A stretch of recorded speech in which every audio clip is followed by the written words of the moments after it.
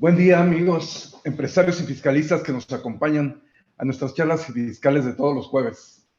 Es un gusto volver a tener interacción con ustedes. Seguimos vía Zoom. Yo no sé si cuando acabe este problema de la pandemia estemos tan acostumbrados que ya seguiremos viéndonos vía Zoom en lugar de presencialmente. Pero esperemos que no sea así porque el apapacho mexicano siempre es necesario. Les doy la bienvenida a quienes se integran por primera vez a nuestras reuniones. Para ellos me presento, soy Pedro Guillén Mariscal, presidente corporativo de GM Pines Law Firm, firma de asesores fiscales empresariales con más de 30 años de experiencia en el ramo. Quiero darle la bienvenida a nuestro invitado de hoy. Tenemos invitado de lujo, es el licenciado don Óscar Molina Chie. Don Óscar Molina tiene una larga trayectoria en la materia tributaria a nivel nacional y mundial.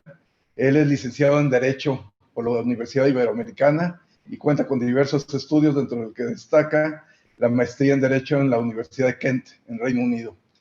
El licenciado Molina tiene una trayectoria muy interesante dentro de la administración pública en el Servicio de Administración Tributaria. Él ocupó diversos cargos en esa institución, dentro de los que destaca el haber sido administrador general de grandes contribuyentes, que ahorita están muy de moda, por parte del SAT. Entonces conoce perfectamente toda la experiencia que tuvo durante varios años, alrededor de 18 años dentro del Servicio de Administración Tributaria.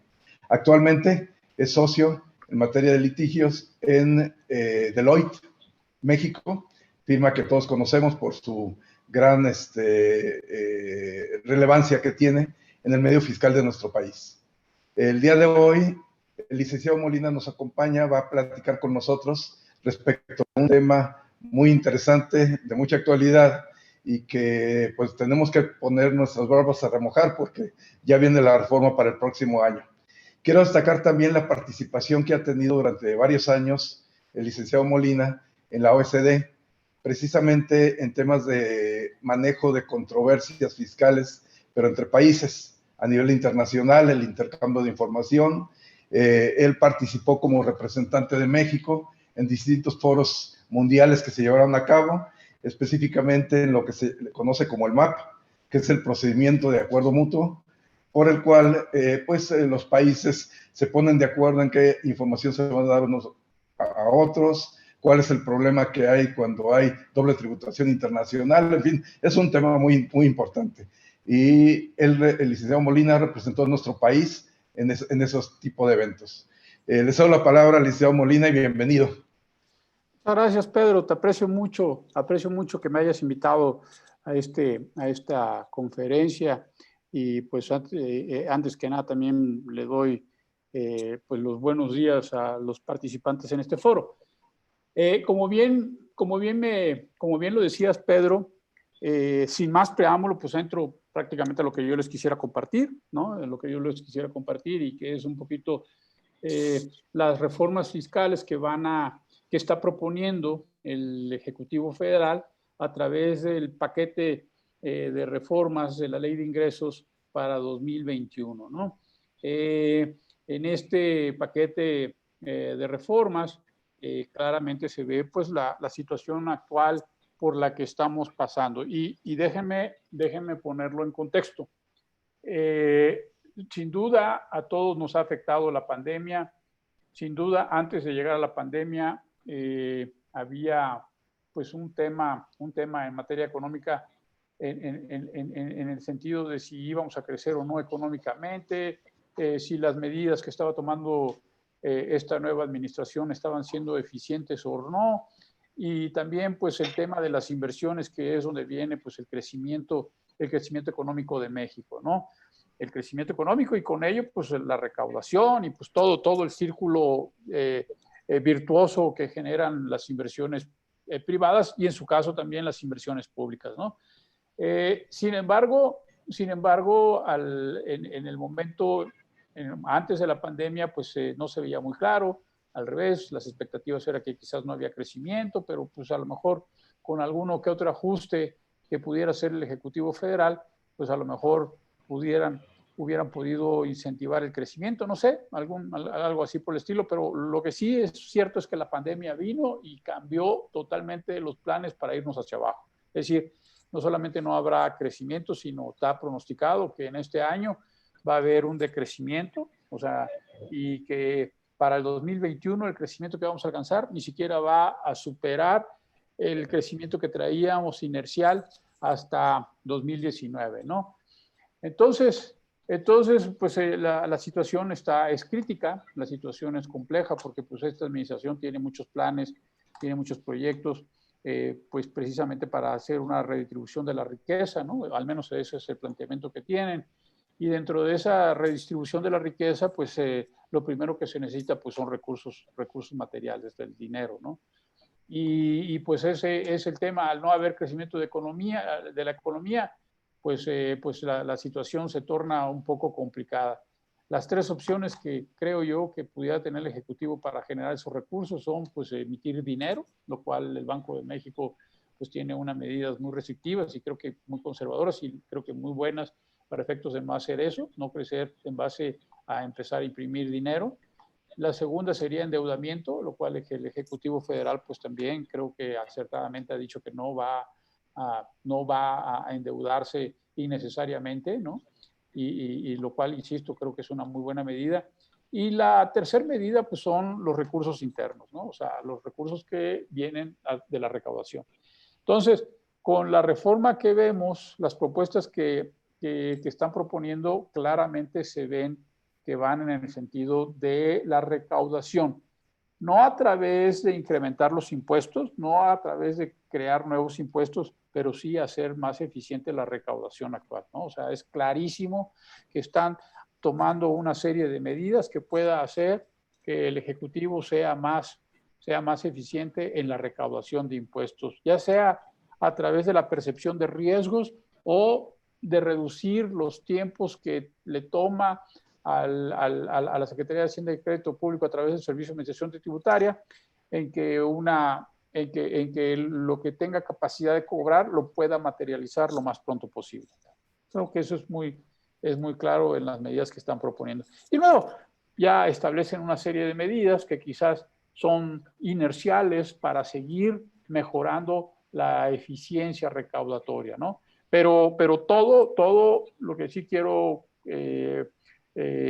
acentuar es que la apuesta es en ser más eficiente en la recaudación de impuestos. Ahora, cuando me refiero a la recaudación de impuestos, me refiero a todo el ciclo. O sea, es decir, no solamente al cobro de impuestos, sino la programación de las auditorías, los actos de fiscalización, y a todo eso que luego concluye con la recaudación, ¿no? Entonces, claramente ahí es donde estamos. Si quieren, pasamos y vamos platicando de qué se tratan estas medidas. ¿Podrían poner la presentación, por favor?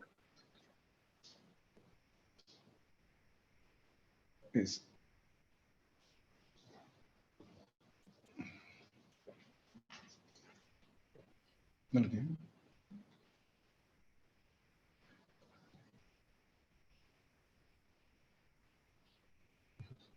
Licenciado, parece que no se recibió, necesitaremos que nos la reenviara. Ok. Perdón. Sí.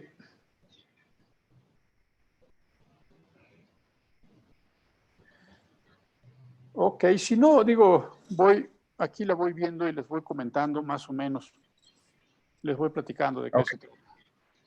Perfecto, gracias, licenciado. Bueno, entonces,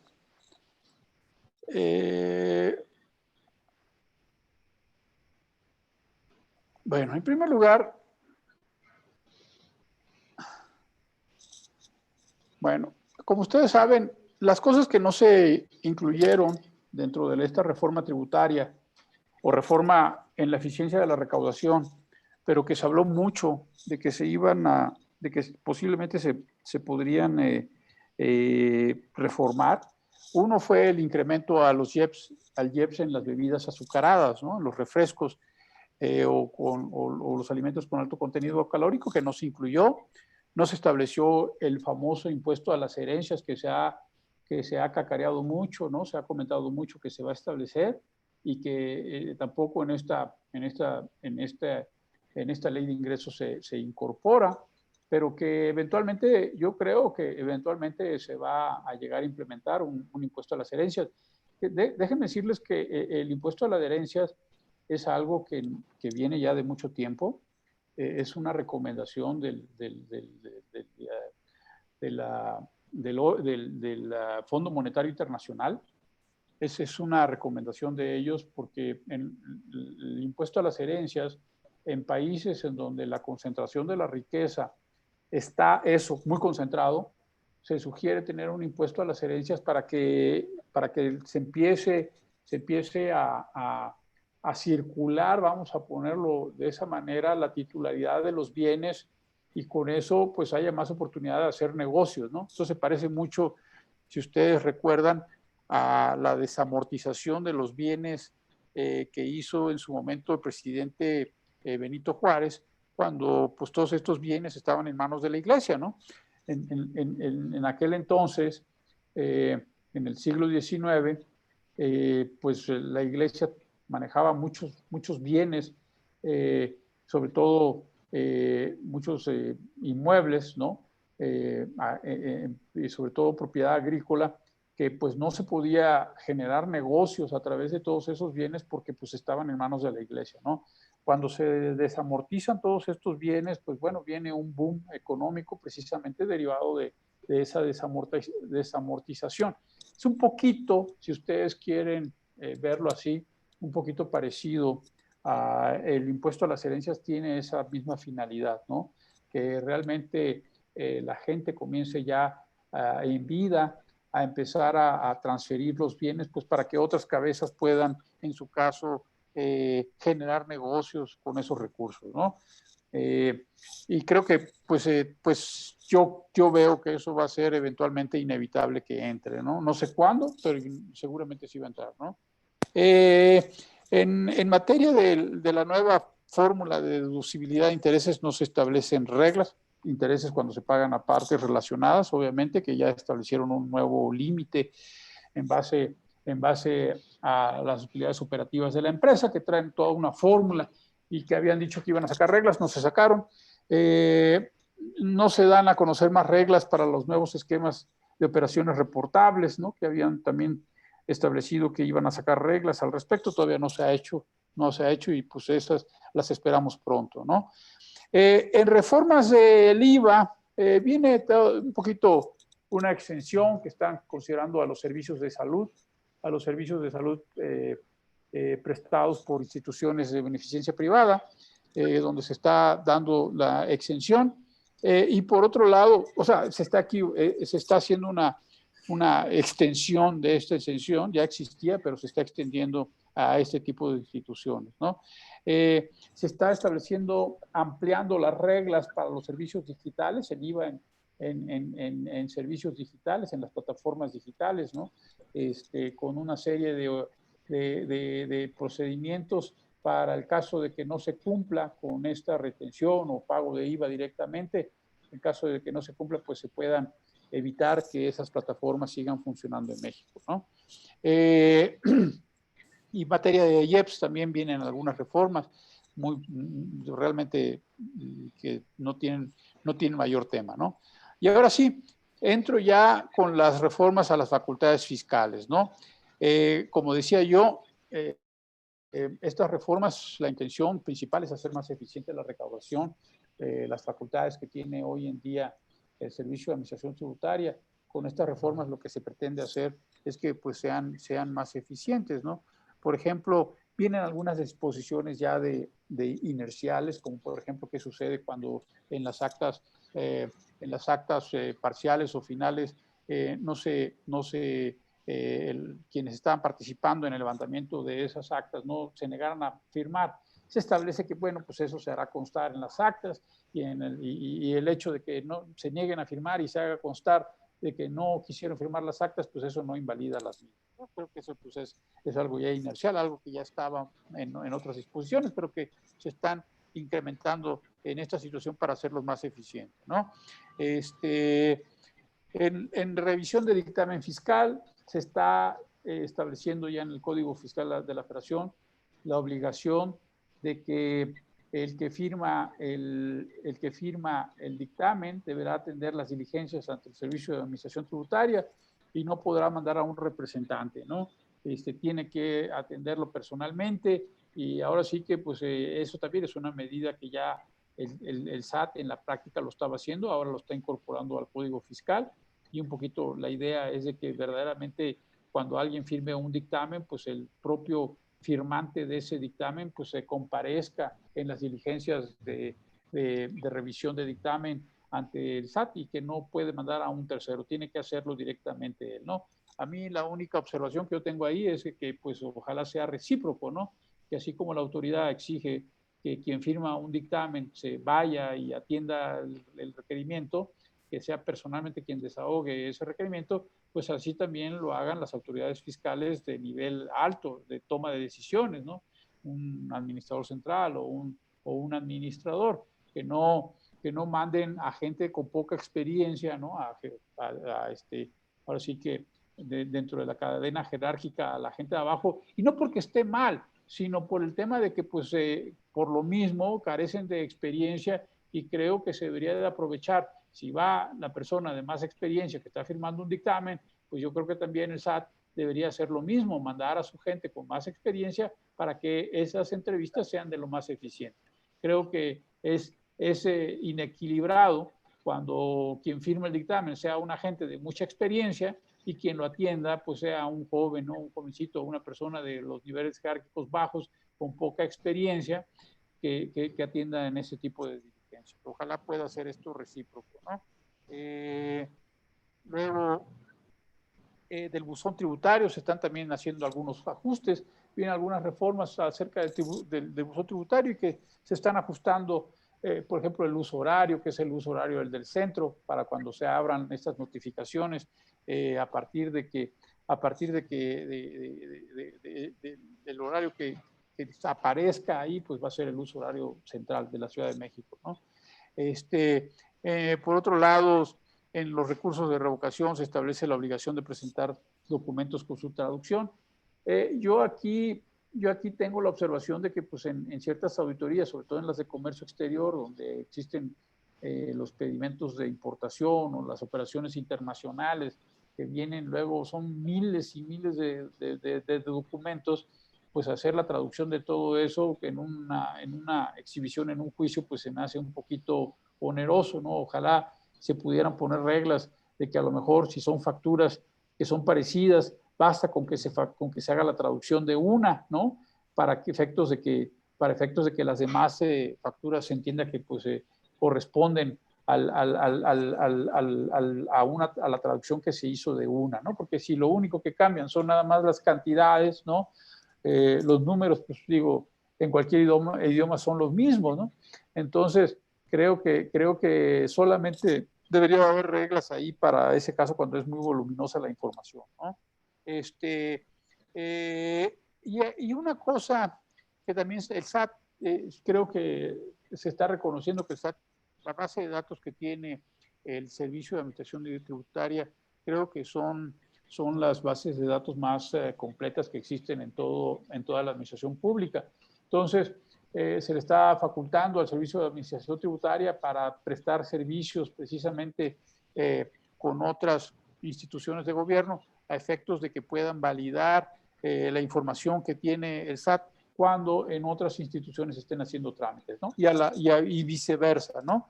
Creo que eso es positivo, ¿no? En el sentido de que pues en lugar de hacer, el SAT debería de ser la ventanilla única, ¿no? En un momento dado para todo este tipo de trámites de todo el gobierno, ¿no?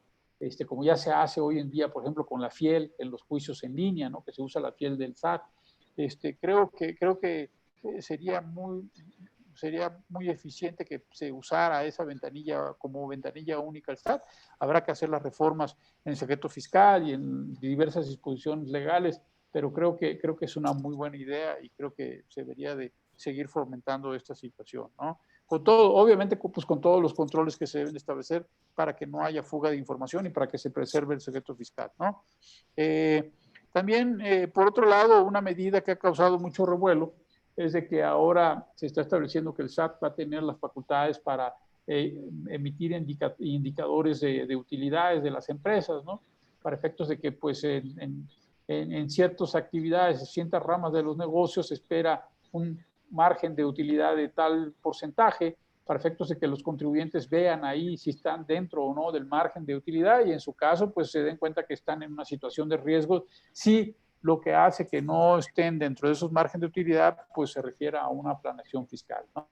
Eso es una situación que todo el mundo está, o sea, en los medios ha generado mucha ámpula y ha generado mucho ruido, pero lo cierto es que eso ya lo viene haciendo el SAT. El SAT ya en sus medidores de riesgo siempre hace ese análisis, ¿no?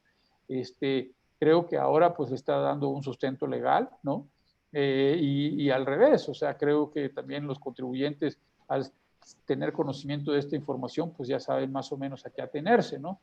Ahora, lo interesante va a ser cuando aquellas empresas que estén por arriba de ese margen de utilidad, ¿qué es lo que va a pasar? Si pueden ajustar su utilidad hacia abajo, ¿no? No creo. Es al revés. Sí, no creo, pero bueno, se vale soñar. Ida y vuelta.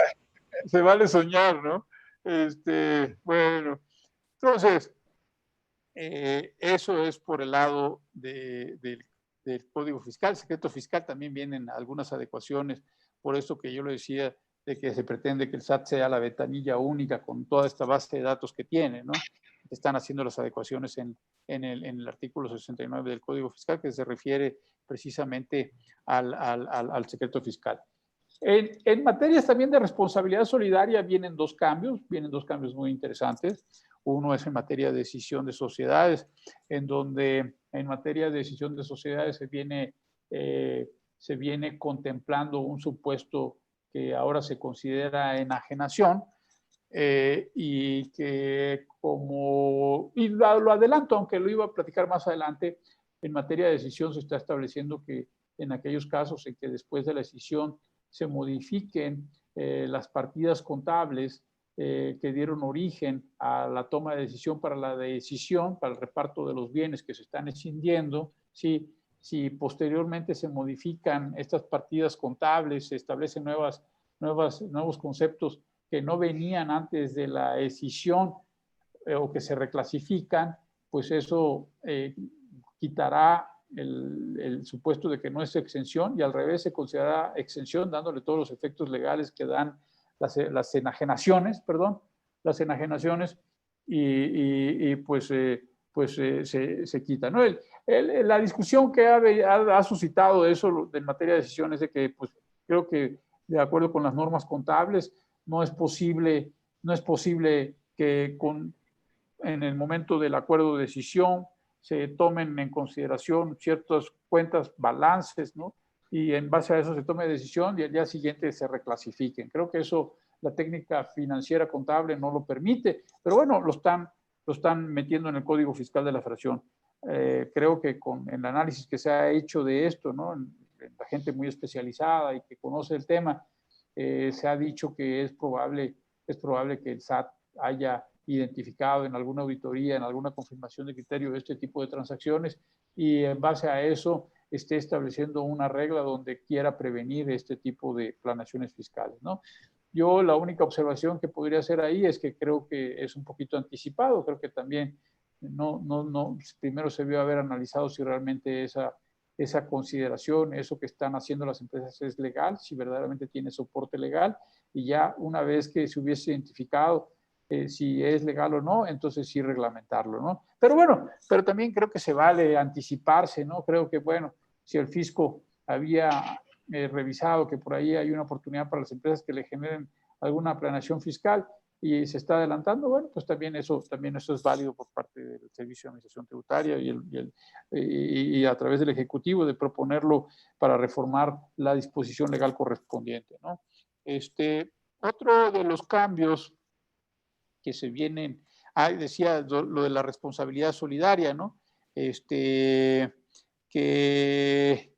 generalmente se establece una responsabilidad solidaria para establecimientos permanentes de residentes en el extranjero que tengan en México subsidiarias, ¿no? Eso pues Eso lo que va a hacer es que todos esos residentes en el extranjero, que anteriormente pues no estaban tan preocupados porque no tenían una forma de cómo ser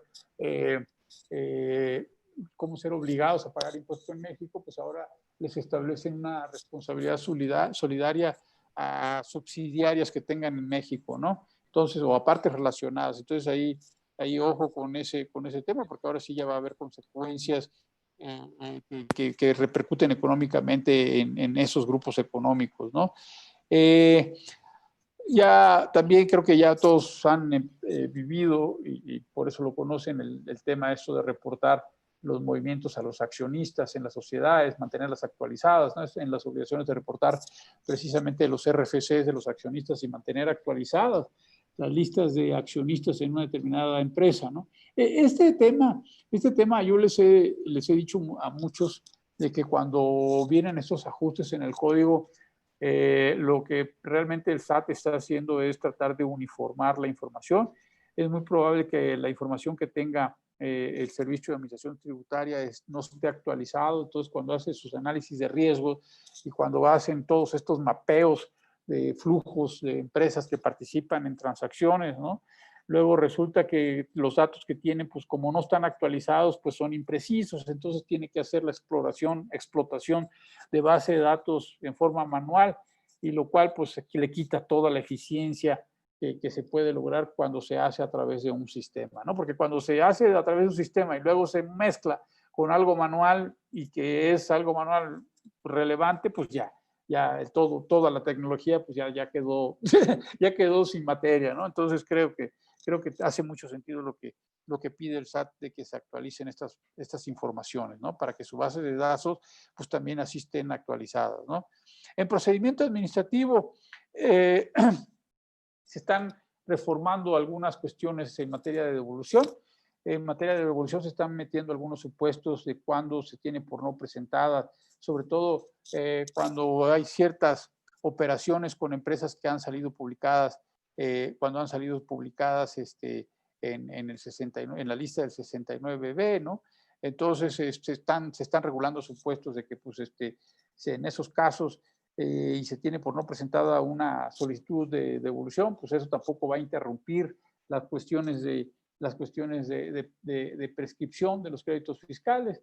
En fin, creo que también son medidas que tienen sentido, hacen desde el punto de vista del Servicio de Administración Tributaria, creo que a mí me queda claro que hacen mucho sentido, ¿no? Insisto, para hacer más eficientes sus operaciones, ¿no? Vienen varias medidas en materia del aseguramiento precautorio de los bienes.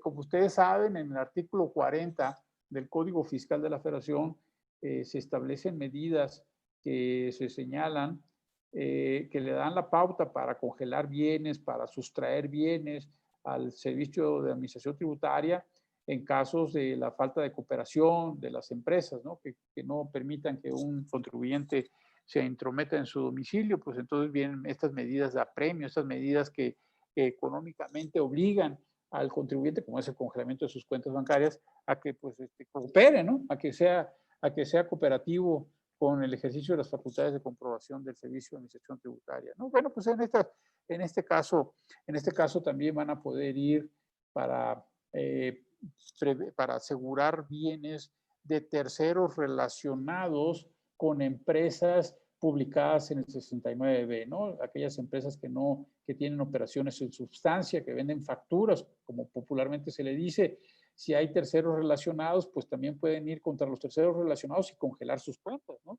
Lo cual ya se convierte en una medida, es una medida dura, va a ser una medida muy, muy eficiente por parte del SAT, porque basta con que hayas realizado la operación con una empresa ya publicada en definitivo en el 69B y lo detecta el SAT, para pedirte a ti como tercero relacionado que le proporciones información, que le brindes información, y si no lo haces, pues pueden asegurarte tu cuenta bancaria, ¿no? Entonces, pues es una medida que va a generar consecuencias, y pues hay que estar muy atentos con esta nueva medida del 40 del Código Fiscal de la Federación, ¿no? Por otro lado, también los procesos de remate de bienes embargados lo vienen tratando como desde siempre ha venido una gran, ¿cómo decirlo?, urgencia o necesidad de que los remates sean lo más rápidos posible, ¿no? Al inicio de la plática decía yo que el Servicio de Administración Tributaria y la Secretaría de Hacienda y Crédito Público están urgidos de poder materializar pues, todos los créditos por cobrar que tienen, ¿no?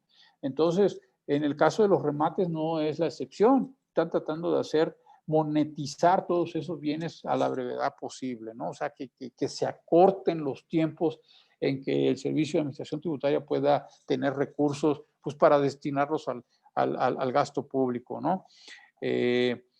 En materia de acuerdos conclusivos, se están haciendo algunos ajustes que yo creo que sí eran necesarios.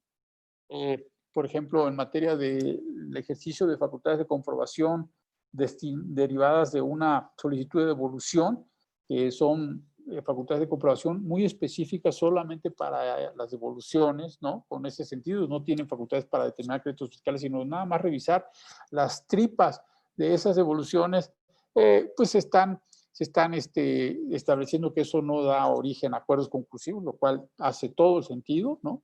Hace todo el sentido. Se están acortando los plazos. Creo que en términos generales se están haciendo ajustes ya derivados, inerciales, derivados de la práctica de los acuerdos conclusivos, ¿no? Y bueno, la verdad, déjenme decirles que para mí, de las instituciones que hoy en día continúan funcionando muy bien, realmente es en una situación en donde la crítica ha sido de que las instituciones, pues su funcionamiento es criticable. La PRODECON, pues es de las instituciones que yo considero que verdaderamente continúan haciendo su función adecuadamente, con sus limitaciones y con todo lo que ustedes quieran, los asegúnes, pero en espíritu está ahí, o sea, sigue trabajando con mucha energía y pues tratan de hacer, dentro de las circunstancias actuales, tratan de hacer su mejor trabajo, lo cual, la verdad, yo me congratulo por eso, por parte de esa función que tiene la Procuraduría de la Defensa de los Contribuyentes, ¿no? En materia de cancelación de sellos digitales, igual, ¿no? La cancelación de sellos digitales, pues es, como ustedes saben, en el Código Fiscal de la Federación, a partir de 2014, cuando ya se hace obligatorio todas las operaciones a través del Internet, la emisión de las facturas y todo esto, también para efectos de poder enfrentar con mayor eficiencia las operaciones simuladas, las operaciones que no tienen sustancia, la venta de facturas, pues se establecieron ciertas reglas, como por ejemplo 69B del Código Fiscal de la Federación, pero también se establecieron un procedimiento de cancelación de sellos digitales, ¿no? En los artículos 17A en adelante, o la letra que proceda, ¿no? Pero en esas disposiciones del Código Fiscal se establecieron toda una serie de medidas para cancelar los sellos tan rápido como el SAT se diera cuenta de que quien estaba emitiendo esos CFDIs se encontraba en los supuestos que hacía sospechar al Servicio de Administración Tributaria que se estaban vendiendo facturas, ¿no? Que no se encuentren localizados y en cierta medida operaciones que levantaran la sospecha de que se estaban vendiendo facturas. Esto es una facultad inmediata, la de la cancelación de los sellos, que es una función, una facultad súper eficiente, ¿no? Conforme se va haciendo más la tecnología, se va haciendo más eficiente, o le van encontrando más el tema para verdaderamente bajarte del switch en forma inmediata. Al principio se decía, pero no se podía hacer. Y luego ya paulatinamente ya el SAT fue logrando, sí, ahora sí cancelar los sellos digitales y cada vez es más rápido cancelarlos. Ahora viene ese proceso y como consecuencia, yo creo, de lo que se han percatado de la práctica, vienen diciendo, ok, te puedo yo bajar del switch, pero te voy a, o sea, y viene un proceso de aclaración dentro de esas disposiciones, hay un proceso de aclaración. Ahora, si yo inicio un proceso de aclaración, una vez que me han cancelado el sello, entonces inmediatamente el SAT me vuelve a subir el sello y ya me quedo yo con el SAT dialogando si lo que está sospechando es correcto o no es correcto, y aclararé. Y si no logro aclarar, pues la consecuencia será que me vuelvan a bajar del switch. Pero al menos ya me dejan operar, ¿no? Ya me dejan operar, lo cual yo creo que es muy positivo. Eso es un cambio positivo en esta disposición legal, ¿no? Entonces, creo pues que son de medidas muy importantes. Están sacando de aquí de la aclaración para bajarme de mis sellos digitales, aquellas empresas que ya salieron publicadas en definitiva, tanto en el 69 como en el 69 bis. Esas dos empresas, pues ya no tiene caso que se haga una aclaración de la cancelación de sellos digitales y ya salieron publicados en definitiva, ¿no? Creo que esa reforma que está haciendo, pues hace todo el sentido, ¿no? En materia de comprobantes de fiscales digitales por Internet, pues es lo que yo les decía, ¿no? Se están haciendo una serie de medidas, se están proponiendo una serie de medidas que lo que va a hacer es que el SAT tenga información más homogénea, que sí pueda uniformar su base de datos y pueda explotarla de una forma automatizada, sin necesidad de que tenga que ser esto manual, ¿no? Entonces creo que eso pues le va a permitir al SAT ser más eficiente, y por eso se viene puntualizando qué es lo que se debe de incluir, cómo se debe decir, los complementos, cómo se deben de complementar, ahora sí valga la redundancia, ¿no? Y en fin, y eso lo único que va a hacer es que el SAT sea más eficiente con el tema de la información que se le proporcionan los FDIs, ¿no? Para poderlas explotar en forma sistematizada, en forma automática y con una que le dé un resultado mucho más rápido, ¿no? Creo que también vienen ciertas obligaciones en el Código Fiscal de la Federación de conservar información en ciertos supuestos, ¿no? O sea, ya no solamente por 5 ni por 10 años, sino por la existencia de las empresas, ¿no? Creo que también, me queda claro cuál es la intención de esas ideas, ¿no? En materia de reforma sustantiva, nada más les comento. Creo que ya la decisión de sociedades ya se las platiqué. Y en tratándose de transmisión indebida de pérdidas fiscales, también se vienen haciendo ciertas aclaraciones. Nada más déjenme comentarles una cosa. Como ustedes saben, el 69B bis prevé el supuesto en que si una empresa está transmitiendo pérdidas fiscales y el único objetivo de esa transmisión fue transmitir pérdidas fiscales, pues eso da origen a la publicación, de que esa transmisión es ilegal, y por lo tanto pues también se anulan mediante la publicación en definitiva pues esa transmisión de pérdidas fiscales, ¿no? Bueno, se vienen haciendo algunos ajustes ahí, ¿no?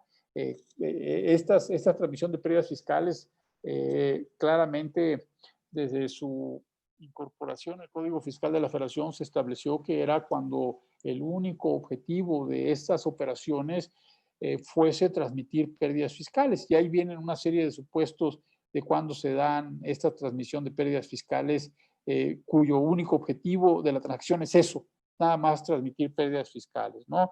En estas disposiciones, en este caso, para esta ocasión, se está proponiendo incorporar al Código Fiscal de la Federación de que el contribuyente en su caso va a tener que explicar que la transmisión de pérdidas fiscales están relacionadas con sus operaciones, sus actividades empresariales ordinarias, ¿no? Yo digo que eso ya estaba en el dictamen de senadores, de cuando se aprobó esta disposición ya se encontraba ahí. En la Cámara de Senadores, claramente los senadores pidieron que se condicionara a que la aprobación de esta nueva disposición iba encaminada nada más a cuando la transmisión de pérdidas fiscales fuera, por decirlo de una forma artificial, no artificial, pero el único objetivo de la transacción fuera transmitir pérdidas fiscales, ¿no? Cuando venía acompañada de una razón de negocios real, pues esa transmisión de pérdidas fiscales pues iba a ser válida, ¿no? Entonces eso un poquito se está incorporando en el Código Fiscal de la Federación. Yo creo que es bueno, es positivo para los contribuyentes, para que quede claro, ¿no? De que cuando se está penalizando este tipo de transacciones, y yo creo que eso es favorable para los contribuyentes. Y por último, Por último, me refiero a la reforma que se está haciendo al artículo 5 del Código Fiscal de la Federación. El artículo 5 del Código Fiscal, 5A del Código Fiscal de la Federación, como ustedes saben, es la cláusula antiabuso que se estableció en 2018 para el Código Fiscal de la Federación. Esta cláusula antiabuso le permite al Servicio de Administración Tributaria, cuando está en ejercicio de sus facultades de comprobación, si ve una determinada operación, la puede recaracterizar, o sea, y darle los efectos de la recaracterización, ¿no? O anular los efectos y darle los efectos de la recaracterización. Ahí esto es algo verdaderamente novedoso en México, no en todo el mundo pues ya llevan en algunos casos desde los años 40, ¿no? Estas disposiciones son muy antiguas, ¿no? Sobre todo en los países anglosajones es una disposición o una práctica antigua, las normas antiabuso, pero en México no, en México es reciente, siempre ha habido, o durante varios años, hubieron la intención de incorporar esta cláusula en México al Código Fiscal de la Federación y los esfuerzos habían sido infructuosos, ¿no? Ahora se logró, ya se incorporó y vamos a verlo cómo funciona. Sin embargo, se está haciendo un ajuste porque venía una disposición en el último párrafo, en una parte del código, de esa disposición del 5A, se establecía que cuando las autoridades fiscales hicieran esta recaracterización, la recaracterización no iba a dar consecuencias penales, ¿no? Entonces pues aparentemente hubo un sector que interpretó que esta disposición lo que quería decir es que siempre que me hicieran una recaracterización nunca iba a dar consecuencias finales, a pesar de que la recaracterización se tratara de una verdadera simulación de operaciones y no una recaracterización en el cual había razones tanto del contribuyente como de la autoridad para haber realizado la operación inicial, ¿no? O sea, es decir, en operaciones burdas, pues, muy burdas, se alegaba que si me recaracterizaban, eso ya hacía que ya no hubiera consecuencias penales, ¿no? Acá se está aclarando, está diciendo, no, eso nunca fue la intención. Si si te recaracterizan una operación, pero realmente hay una simulación, o sea, que hay verdad, simulaste muchas cosas, pues eso, pues, independientemente, pues te dará tus consecuencias penales.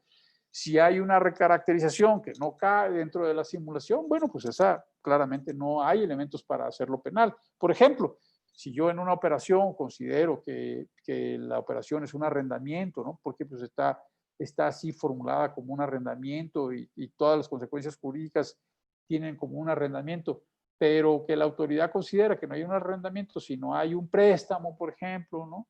Hay un préstamo, hay una enajenación, bueno, pues en esos casos, pues sí es válido que la autoridad recaracterice, pero en realidad no hay una simulación, o sea, en realidad es sobre todo entre partes relacionadas, si está bien sustentado económicamente, pues claramente no va a haber una simulación.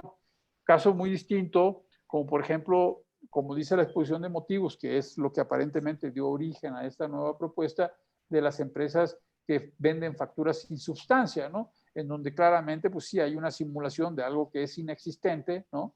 Y que, sin embargo, se le está dando efectos fiscales. Ahí, bueno, pues más que recaracterización, pues en realidad es considerar que es inexistente esa operación, pero en realidad, pues ahí sí, por lo mismo del grado de simulación que hay, pues independientemente de eso, esa actividad pues da origen a que las autoridades o las autoridades correspondientes le determinen las consecuencias penales que apliquen para ese tipo de transacciones, ¿no? Bueno, eso se está aclarando en el 5A. Yo, la verdad, creo que me da la impresión que pues era a lo mejor lo que era innecesario era que existiera la disposición inicialmente, ¿no? Pero bueno, entonces bajo esa perspectiva de que inicialmente no era necesario ponerla, pues entonces sí hace sentido que el SAT la quite, ¿no? Pero lo que sí es que, bueno, al menos ya se acaba esa discusión que existía en el medio acerca del alcance de esta fracción que está pidiendo el Ejecutivo Federal que se excluya el 5A. Y con eso, mi estimado Pedro, pues creo que con eso les doy pues una repasadita rápida, ¿no?, de las propuestas de reforma, y pues ahora sí que estoy a tus órdenes para las preguntas que tú consideres que se han formulado, mi estimado Pedro. Gracias, don Oscar. Pues en primer lugar te felicito. Muy interesante todos los temas que comentaste, y pues yo creo que nos llevamos como un sabor de boca. En diversas charlas fiscales hemos comentado que no es que haya que tenerle miedo al SAT. Realmente el que le tiene que tener miedo es el que está haciendo las cosas truculentas, pues, ¿sí? Pero a veces el empresario normal que trata de cumplir, pues le da miedo a todos estos tipos de aspectos, ¿no? Entonces el conocerlos, el acercarse a entenderlos, pues nos permite ya trabajar con más tranquilidad, ¿no? Sí, tenemos varias preguntas. Vamos a empezar con respecto de lo que comentaste del impuesto a las herencias. A nivel internacional, ¿qué porcentaje se maneja o qué expectativa se considera que en México pudiera empezar, si es que una vez que se llegara a aprobar esto? Mira, y yo no, o sea, regreso al tema, es una recomendación del Fondo Monetario Internacional, que yo creo que en México al final del día va a implementarla. A lo mejor, no sé, puede tomar un sexenio, 2 sexenios más, o puede ser el próximo año, o no sé, ¿no? Pero yo creo que sí es una medida que va a entrar. Ahora, no sé, desconozco, yo creo que cada país es diferente, cada país tiene sus propias reglas, y realmente te mentiría yo si te dijera cómo funciona en específico en otros países. En algunas operaciones yo he visto que en California, ¿no?, es sobre todo en Estados Unidos, en California les da pavor el impuesto a las herencias, ¿no? Y se hacen toda una serie de estructuras legales, pues precisamente para tratar de evitar ese impuesto, ¿no? Pero bueno, o sea, yo creo que México es inevitable que entre por el mismo tema de que hay una concentración de riquezas, pues que no hay que ser un sabio para darnos cuenta de que sí la hay, ¿no?, esa concentración, ¿no? Entonces, si esa medida lo que pretende es tratar de atenuar esa concentración de riqueza, y nosotros tenemos un alto grado de concentración de riqueza en ciertas manos, pues creo que ahí está dicho de que es algo que necesitamos eventualmente, ¿no? Sí, efectivamente, creo que si esto se maneja a niveles altos de concentración de riqueza, pues es normal y está bien además, ¿no? Pues sí. Aquí el pavor es que lo bajen hacia los patrimonios personales de los que toda una vida logras hacer tu casita y que te vaya a afectar, pero supongo que no sería el caso.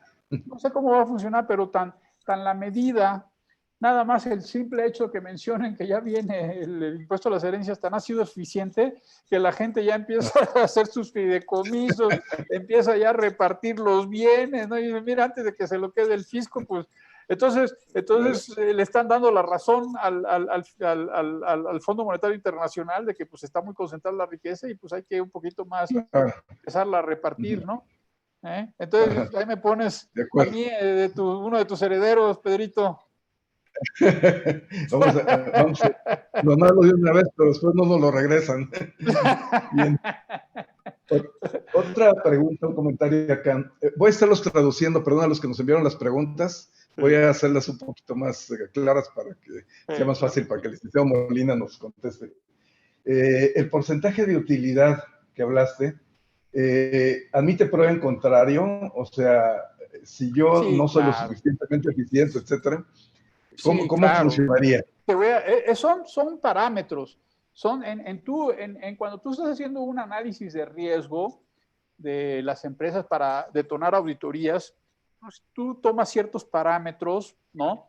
Y dices, a ver, en el sector servicios, pues digo, un sector servicio, yo esperaría que alguien que está en el sector, por ejemplo, voy a poner abogados fiscalistas, ¿no? Para decirlo de una forma, ¿no? Un abogado fiscalista, pues su utilidad debiera ser una utilidad del 70%, ¿no? Sus costos de operación son... Enhorabuena.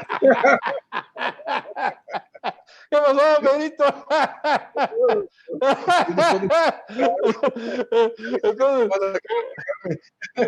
pero el caso es de que se ponen esos parámetros. Seguramente, a ver, estos análisis, ¿cómo los hacen? Pues primero toman comparativos del exterior, generalmente es lo que se hace, se buscan en las bases de datos del exterior, a ver, por actividad, ¿no? Aquí en México, en las declaraciones, se seleccionan empresas más o menos confiables y dices, mira, las utilidades están dentro de esto y esto, entonces esta empresa es confiable, o sea, se ve que hace sus operaciones bien, ya tengo un parámetro promedio, o hago los ajustes correspondientes y digo, esto es lo que una empresa de ese tipo de servicios debería estar generando utilidades, ¿no? Entonces, si tú no caes dentro de ese supuesto, lo que va a pasar es que tú estás dentro de esas empresas que van a ser revisadas. Ahora, en el momento que te revisen, vas a decir, oye, ¿por qué tienes utilidades tan bajas? No, bueno, es que yo pertenezco a Deloitte, ¿no? Donde pues todo lo que tenemos que pagar pues es realmente nómina y es las marcas y todo, ¿no? Entonces, pues ya la utilidad que nos queda es muy raquítica, ¿no? Entonces, bueno, pues sí, ya me explicaste, ¿no? Pero si al revés, si tu explicación no es satisfactoria, van a decir, a ver, lo que tú me estás diciendo no me hace sentido. O sea, no me hace sentido, a ver, déjame ver, y pues obviamente, pues ahí sí, pues puede detonar una auditoría. Ya lo hace hoy en día el SAT, ¿eh? Eso ya lo tiene, no es algo nuevo, se está incorporando en la ley, y yo creo que está bien, va a ser un poquito más transparente, y pues yo creo que también el contribuyente pues ya sabe más o menos a qué atenerse, ¿no? Si está o no en esos parámetros de utilidad, ¿no? Correcto, correcto. El tema que me puso aquí con mayúsculas, el aseguramiento de cuentas de terceros. La pregunta que, ¿qué onda? Pues sí, esa está durísima, esa está muy dura, porque no dicen, por ejemplo, como siempre, nunca te ponen parámetros, oye, o sea, por ejemplo, alguien de una empresa grande, ¿no? Una empresa grande y que manda a sus agentes viajeros ahí por toda la República y de repente caen en una fondita, en un restaurante, y resulta que el restaurante pues le da para parar los consumos, le da ahí una facturita de alguien por ahí, ¿no? Que resulta que ya está publicado hasta en definitivo en el 69B.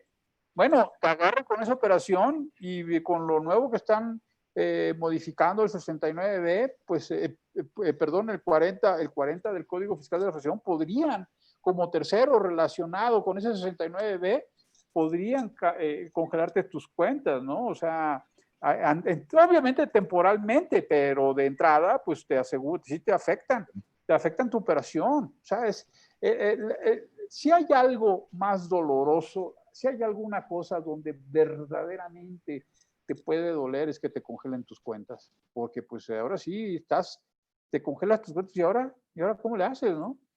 O sea, entonces sí, es una facultad muy efectiva, ¿eh? Muy efectiva. Entonces, pues hay que estar muy pendientes con esa situación, ¿no? Y ojalá se establezcan reglas, pues para que hagan sentido, ¿no? O sea, a mí me hace mucho sentido de que si es un tercero, que pues en realidad es una empresa asociada, ¿no? A la que está vendiendo las facturas, pues bueno, claramente ahí sí.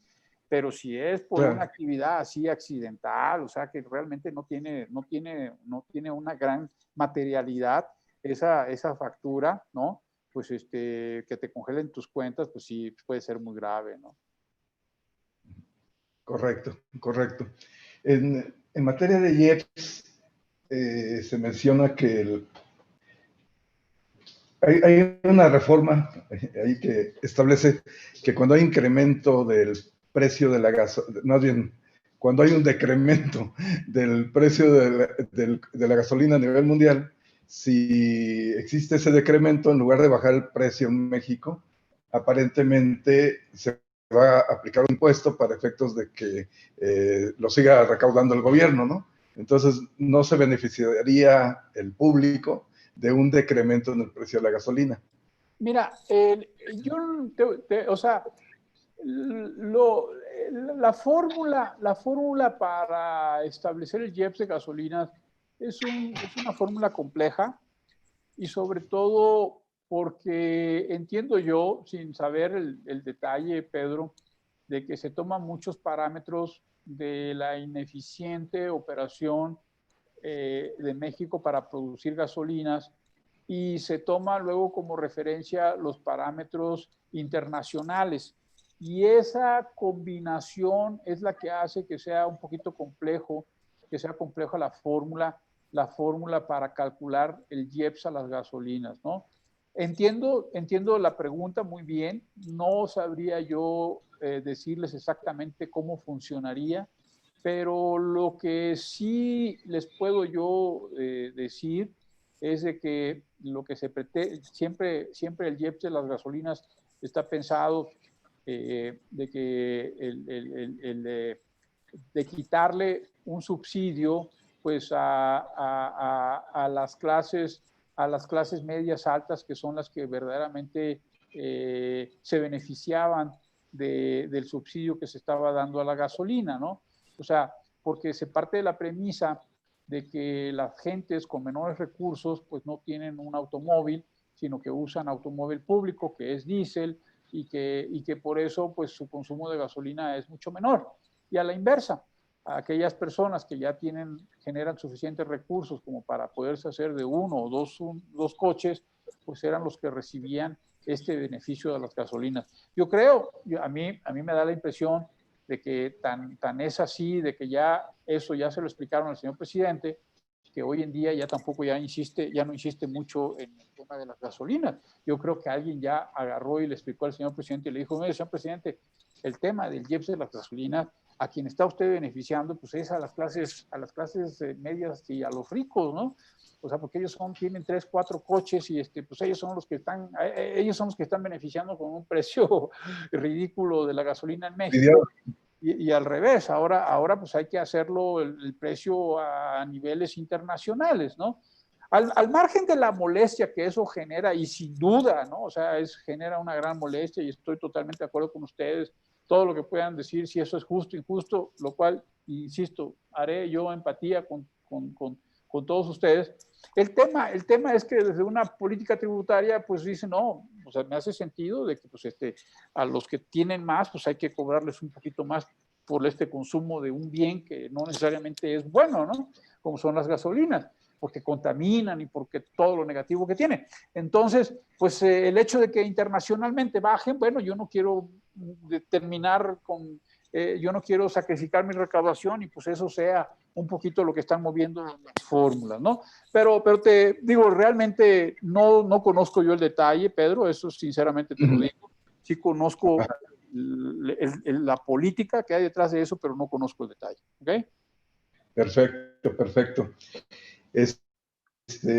Quise comentarles, aprovechando en este momento, que pues son muy interesantes los conceptos que el licenciado Molina nos ha estado vertiendo en esta plática y recomendarles, tenemos nuestro canal en YouTube, se llama Charlas Fiscales o GMLAUFIL.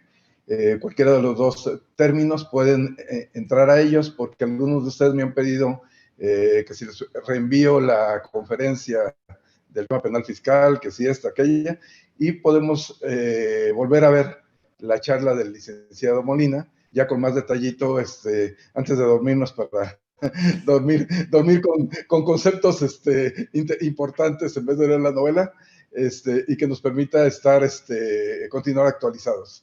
El tiempo se agota, lamentablemente nos quedan algunas preguntas por acá, pero que vamos a permitirnos solicitarle al licenciado Molina enviárselas después para que hacérselas llegar a todos ustedes. Ya me tengo que empezar a desconectar. Exacto. Entonces, le agradezco su participación y a todos ustedes les invito a que continúen con nosotros el próximo jueves con la siguiente charla fiscal. Bienvenidos a todos una vez más, les deseo mucha salud y bueno, estaremos en contacto. Licenciado Molina, le agradecemos su participación. Muchas Hasta luego. gracias, Pedro. Muchas Hasta gracias. luego. Gracias, Pedro. Buenas tardes a todos.